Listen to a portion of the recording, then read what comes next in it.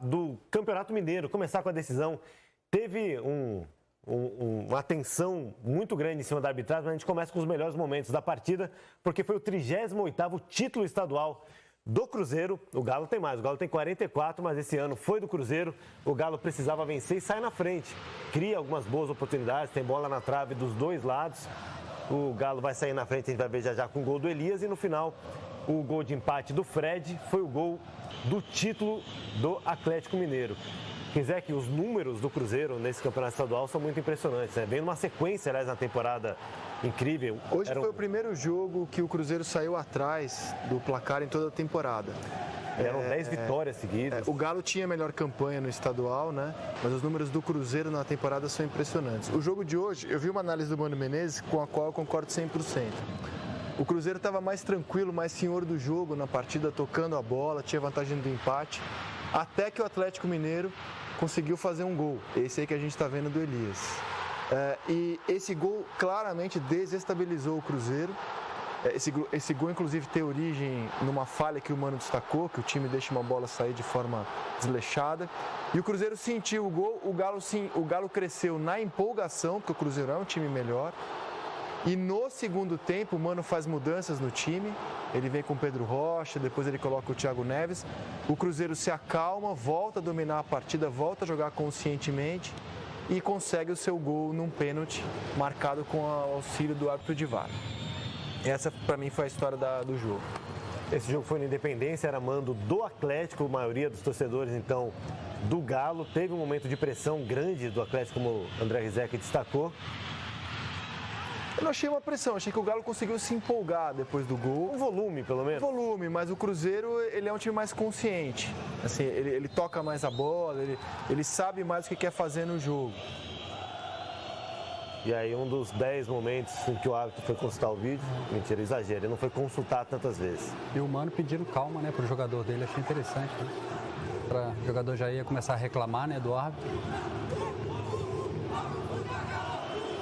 É o 12º título do Fábio no Cruzeiro, jogador com mais atuações com a camisa do Cruzeiro, ganhou mais um título.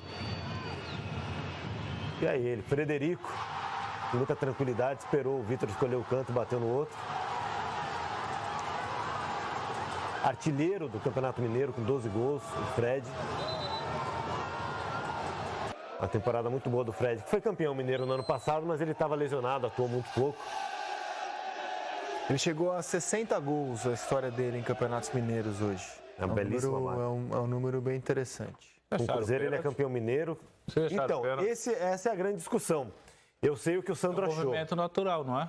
A queda? Não, então, eu entendo que você vai ver por uma imagem mais detalhada por trás, que o braço dele, quando ele... Vamos começar pelo pênalti, então? Podemos começar. Já que é um lance tão importante, decisivo, é o lance do gol do título. Vamos começar pelo pênalti para a gente ver e rever. Tem o lance do carrinho que não toca e tem o toque na mão embaixo. Grafite, a sua interpretação qual que é? Pelo que eu vi no replay ali nos melhores momentos, eu acho que foi um toque involuntário. Ele não teve a intenção de botar a mão na bola. É um movimento natural do carrinho. Ele tá caindo, né?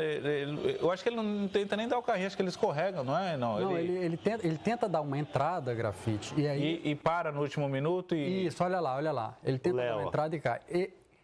A gente tem uma imagem por trás que mostra que o braço do Léo tá bem aberto. O que acontece? Quando ele faz esse movimento, Grafite, por mais que a queda dele seja natural, essa imagem não é tão boa, a imagem de trás do gol é a melhor que tem.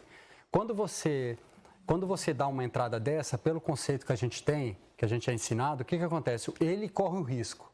Ou seja, alguém tem que pagar essa conta se a bola toca na mão. E como na sequência o jogador do Cruzeiro não pôde continuar com a bola, ou seja, ele continuou, mas não nas condições favoráveis que ele teria, quando ele dá a entrada e abre o espaço dele e aumenta o espaço corporal, a FIFA considera que isso já não é feito de uma maneira natural. Quem corre risco é o defensor. A partir dessa mudança na regra que vai olha lá, esse é o lance por trás do gol. Por trás, que eu acho que é o mais claro quando a gente olha essa imagem. Pode voltar um pouquinho mais, ó. Mais um pouquinho. Isso. Então, o que acontece? A regra nova... o braço dele não está lá e a bola bate. A bola está indo e o braço dele está descendo. Isso. Ele não tem aquele... O braço dele tá lá e a bola bateu. Enquanto a bola tá indo, o braço dele tá descendo. Eu acho que é um movimento natural. De queda, né? De apoio. Né? No chão, então. O que a regra fala? Ela fala exatamente que quem corre o risco é o defensor. Ele assume o risco. Ele assume o risco e como ele atrapalha o andamento da jogada, se o braço dele está aberto e ele ganha alguma vantagem nisso, tem que ser marcado Sabe pênalti. o que eu acho desse lance? Antes do VAR, a gente falava que existia o pênalti do campo e o pênalti da TV. Esse é um pênalti que só é marcado pela TV. Então, ele está dentro do conceito do árbitro de vídeo. Para mim, ele só é perceptível. Nenhum árbitro, na minha opinião, teria convicção de dar esse pênalti se não fosse o auxílio da imagem. Pelo conceito do árbitro de vídeo, isso aí é pênalti, concordo com o Sandro. Acontece que aí entra um problema que eu estou identificando humildemente. Eu sei que tem gente que adora o VAR, mas que eu identifico nesse começo de implementação do VAR. Esse lance, o rigor da lei, ele foi usado. Né? Então, você pode dizer que nesse lance foi feita justiça. Mas você nunca faz justiça quando a justiça é parcial. Antes, e o conceito do VAR é ser uma justiça parcial, é você ser acionado em algumas situações que podem ser porque a cabine decide chamar ou porque o protocolo é de se chamar o VAR. Pouco antes desse lance, teve um pênalti que o Sandro destacou, também só perceptível, a meu ver, na TV e o VAR não foi acionado. Então, assim, o conceito do árbitro de vídeo acabou fazendo com que nesse lance se fizesse justiça ao Cruzeiro, mas pouco antes teve um pênalti de conceito muito semelhante de televisão que foi ignorado pelo VAR. E esse é um problema com o qual a arbitragem vai ter que lidar. O VAR, essa ilusão de que o VAR vai deixar o jogo 100% justo, é uma mera ilusão.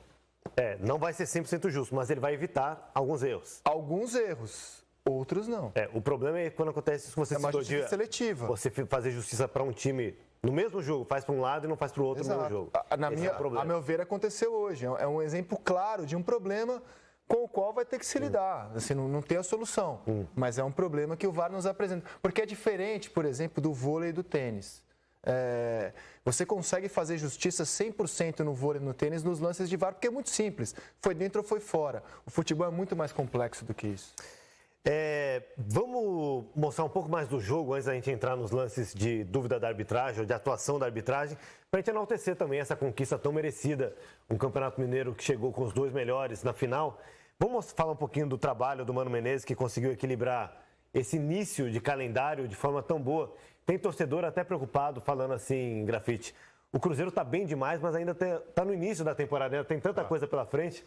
O Mano acertou o time cedo demais, existe isso? Que nem tem, às vezes, sai um gol na partida e fez o gol cedo demais. Agora... Não, eu acho que o Mano e o Cruzeiro estão no time certo. Esse é o momento da temporada, que é começo de brasileiro, já com 4 meses de jogos, já foi a fase de preparação, a fase da volta das férias, e o time tem que chegar voando nesse começo de brasileiro, fase final da primeira fase de Libertadores.